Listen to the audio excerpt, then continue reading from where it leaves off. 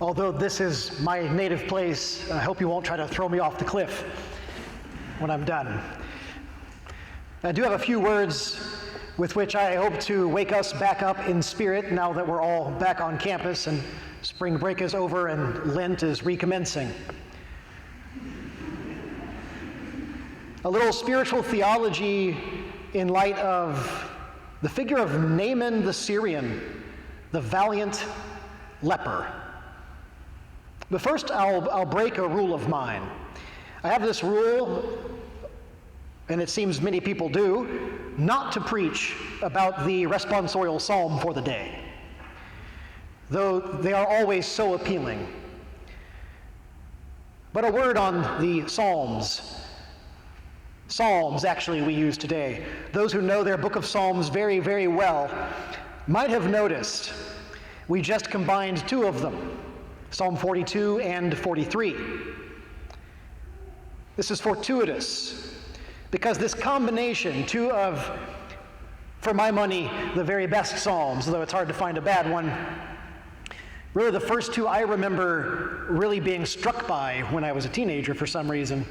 These two Psalms map out well a spiritual journey that we can then use to enter more deeply into the story of Naaman the Syrian, a story to which our Lord himself makes reference, of course.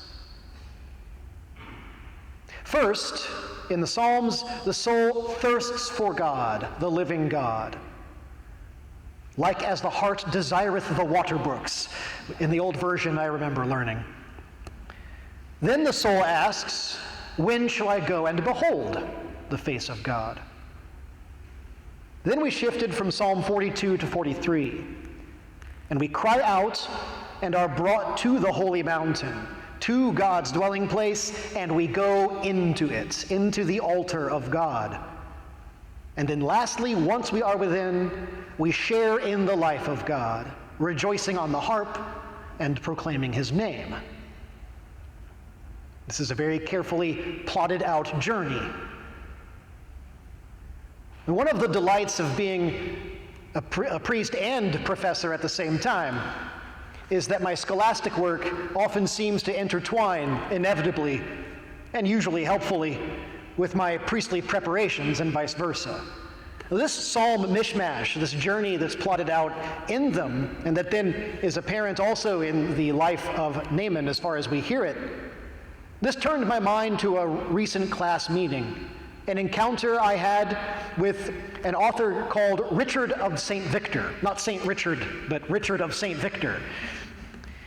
An important writer from that Augustinian community of St. Victor in Paris, who died in 1173, a recent author. In a somewhat shocking and wonderful little work of his, I was discussing with our novices last week in the Abbey's monastic history class, a treatise entitled The 4 Degrees of Violent Charity. This Richard of St. Victor maps out various itineraries or sort of guides or lists of steps to understand the progression of love. It turns out that the mystics, and he is one of the great ones, actually love making lists, making step-by-step maps. One of his analyses of the progression of love for God is this. In the first degree, there's 4 degrees, of course, of violent charity, as he says. In the first degree, the soul thirsts for God. And you know the psalm verse that he quotes to support this. In the second, she thirsts to go to God. In the third, she thirsts to go into God. And in the fourth, she thirsts to live as God lives. That's to thirst for, to thirst toward, to thirst into, and to thirst to live as. In that first thirst, in what he's talking about, which you can see right away, we'll try to apply this in a moment to Naaman the Syrian. In that first thirst, God enters the intellectual soul, he writes, and the soul comes back to itself. To thirst for God. Oh, I do need something, and it's not just more of this same thing. In the second thirst, the soul then ascends above herself and is lifted up to God. In the third thirst, the soul passes into God that it has approached. And in the fourth thirst, he writes, the soul goes forth on God's behalf and descends back below itself. Starts in itself in an unpleasant way, let's say, goes out, lands, comes back. No, he doesn't mention the allegory of the cave at this point, and neither will I.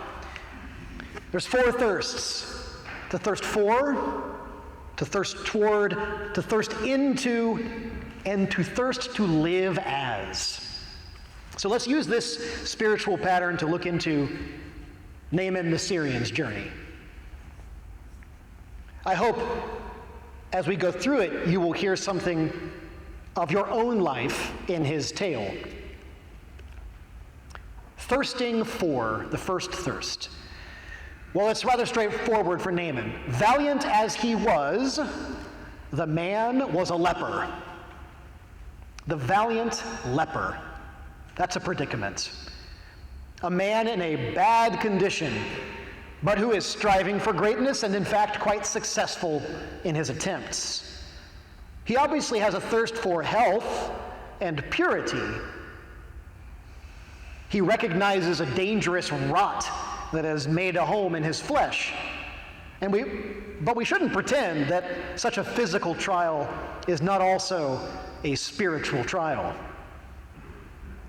This he can't help but recognize. But he can't make the next step even by himself, thirsting toward.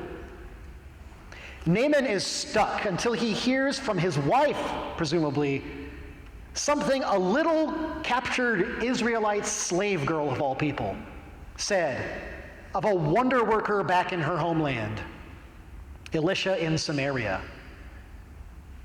A generous slave girl. That's a tough situation to be in, the captive little slave girl, I imagine. A generous slave girl thinking of her captor's good. I suppose we'd all rather serve a non-leper than a leper, but it seems generous of her.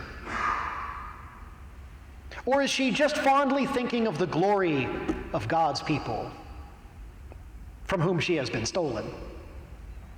By her words, regardless of where they came from in her, Naaman is awakened to this thirst to go toward by a voice that comes from outside of him, from something he hears through his wife's slave. He hears reports of this little girl's unwavering faith in spite of the evident disaster of her own predicament, a faith presumably based on some experience of her own. In this, for Naaman, peripheral fruit and possession of his valiant life. He's a conquering man. He's got a few more slaves than he needs. Somehow through that, he hears information he did not otherwise have. He hears of a possibility of restored and fulfilled life. And a new thirst arises in him. He goes to the king. I've got to go over there.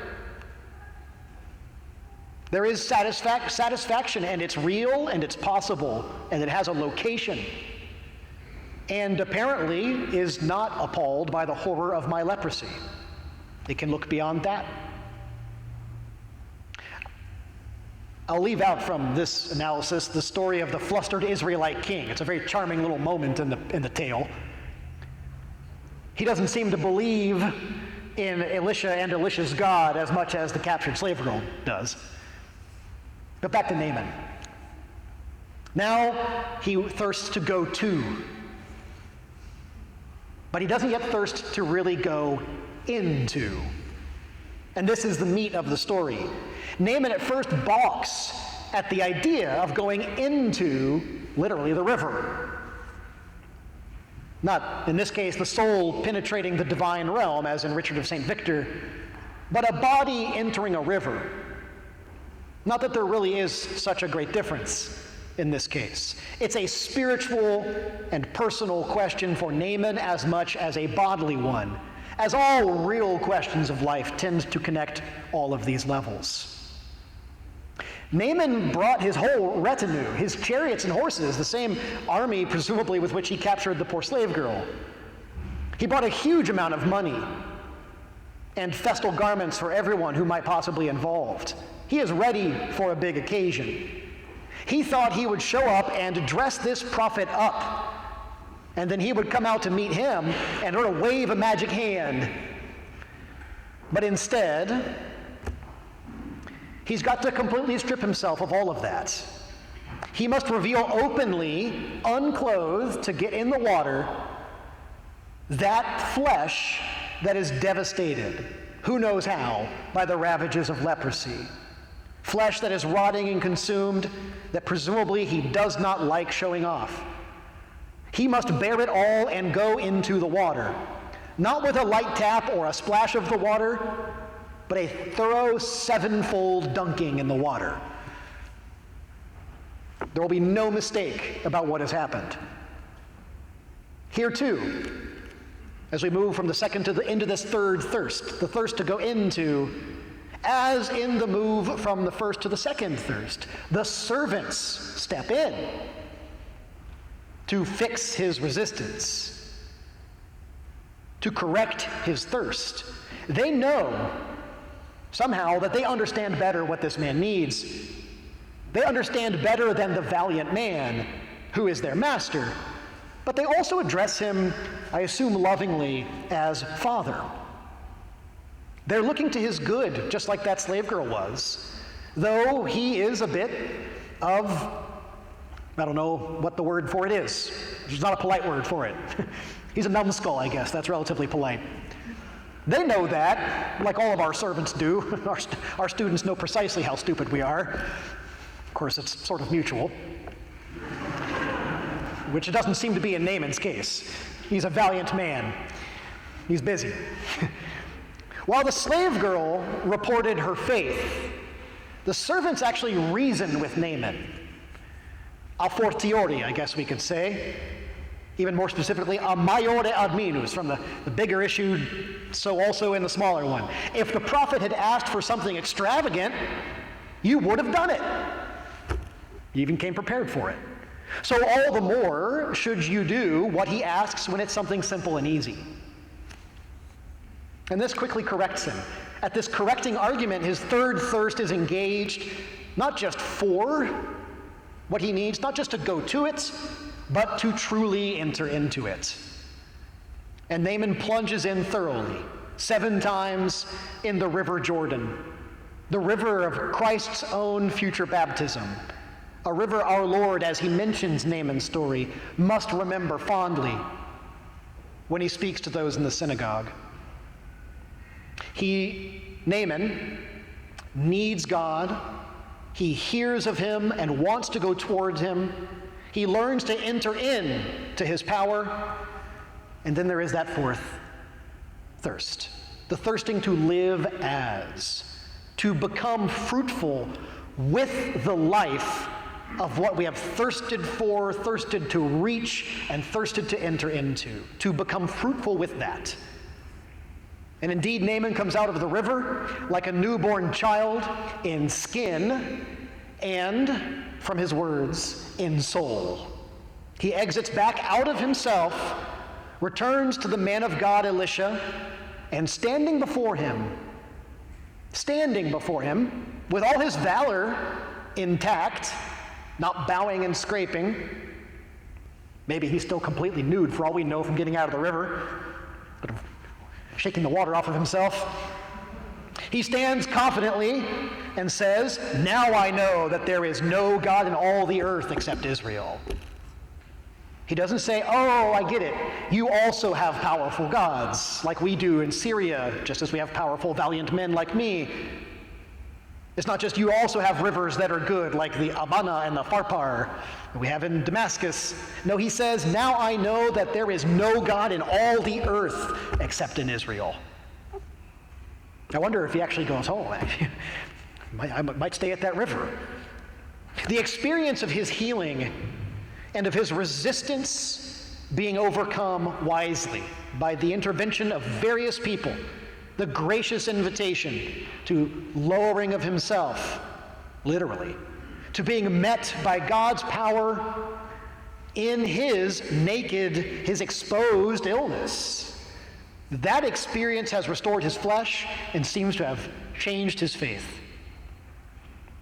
He is now living with the life of that God into whose blessing he eventually was willing to dump himself.